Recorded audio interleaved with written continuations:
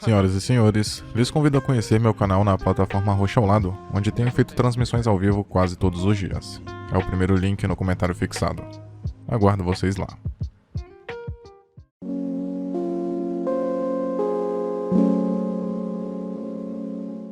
Cães de Aluguel é de fato o primeiro filme dirigido por Quentin Tarantino e pode ser considerado imediatamente como um filme de roubo, mas curiosamente a gente não vê o roubo em ação. Na verdade, observamos o anterior, o que precede o assalto, e o posterior, o que acontece depois, as consequências dos problemas que deram nesse plano. Isso é interessante porque, embora seja automático esse interesse pelo que aconteceu, na verdade, logo no começo, pelos diálogos, digamos, banais e até supérfluos, a gente não cria tanta expectativa, porque o foco não é exatamente no roubo, mas fica implícito o tempo inteiro que aquele grupo precisa pôr o plano em prática. Mas antes que a gente possa, de fato, ter essas expectativas elevadas, o filme já corta para mostrar que o plano deu errado, que o assalto não saiu do jeito que eles esperavam, porque existia um impostor no grupo. E basicamente todo o filme gira em torno desse conceito, dessa problemática. O filme não é exatamente sobre o assalto, mas sobre a dinâmica daquele grupo, sobre como eles se comportam, tendo essa suposição em jogo. Muitos não acreditam que houvesse um traidor de fato, mas, em contrapartida, a única forma de explicar que o plano deu errado seria com essa possibilidade sendo confirmada. Novamente, antes que qualquer expectativa fosse de fato concretizada, porque presume-se que o filme vai seguir aquele estereótipo, aquela estrutura e formato de filme de assalto, o longa já quebra tudo que o espectador potencialmente esperava. Isso não devia ser surpresa, porque os primeiros minutos de filme já são uma quebra de expectativa por si só. O longa mostra indivíduos, homens, com todo aquele jeito e estilo de mafioso, conversando sobre um assunto nada convencional para sujeitos que seguem o estereótipo dos personagens que acompanhamos. Antes de prosseguir, é importante dizer que esse primeiro filme, de fato dirigido por Quentin Tarantino, incorpora praticamente todos os elementos que viriam se tornar marcas registradas do diretor e partes de sua assinatura, como os crimes, as referências contínuas e frequentes, a cultura pop, a narrativa não linear, a trilha sonora bastante eclética e que inclusive chama bastante atenção, e o constante uso de palavrões em seus diálogos novamente banais, e que se estendem desnecessariamente, mas ironicamente com um propósito. Cães de Aluguel começa de uma forma bastante chamativa e até estranhamente atraente, porque somos apresentados a esses personagens que serão melhor desenvolvidos, não necessariamente o passado ou suas histórias, mas pelas interações, as pessoas que eles são no presente do longa. Numa situação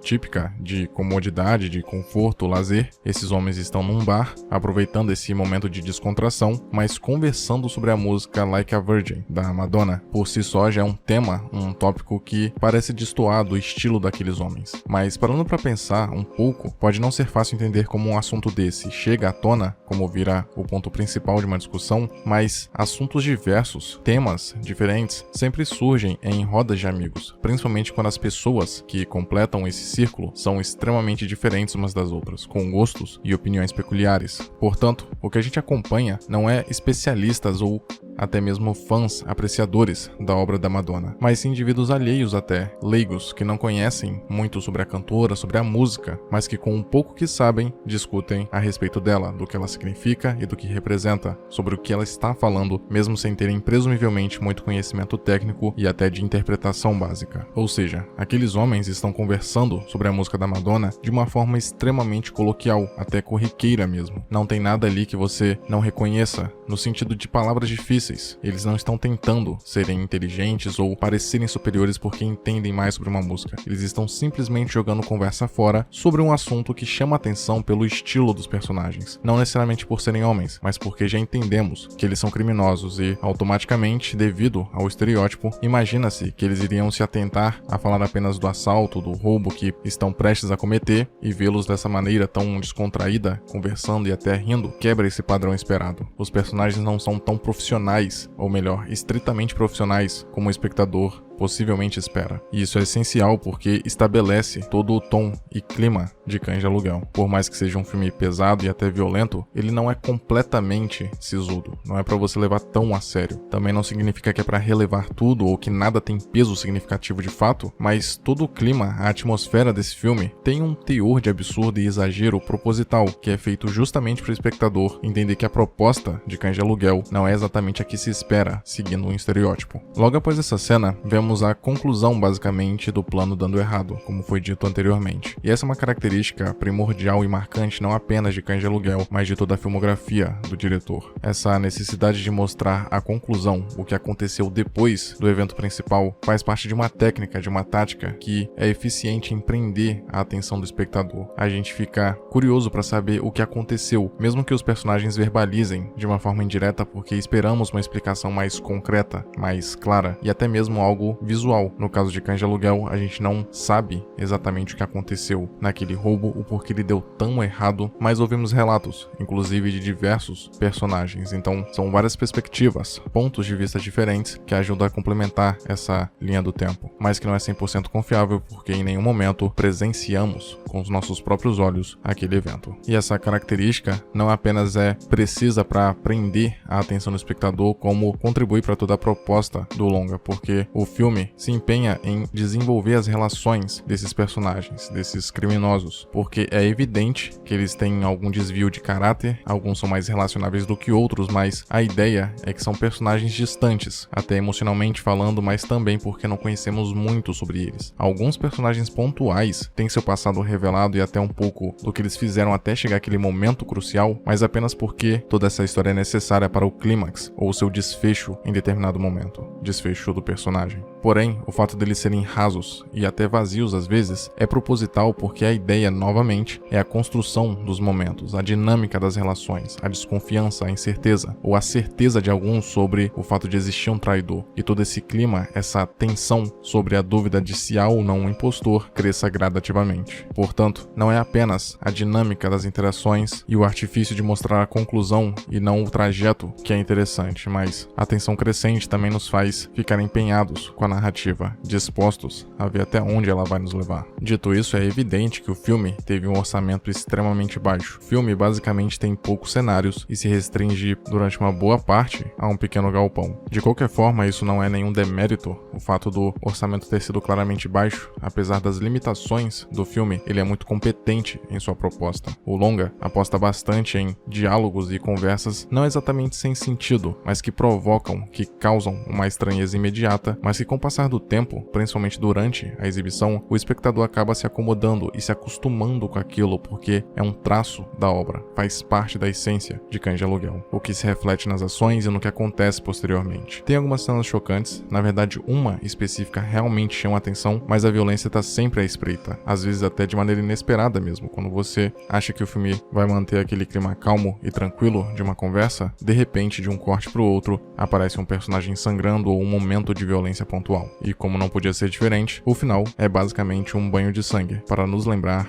quem é o diretor.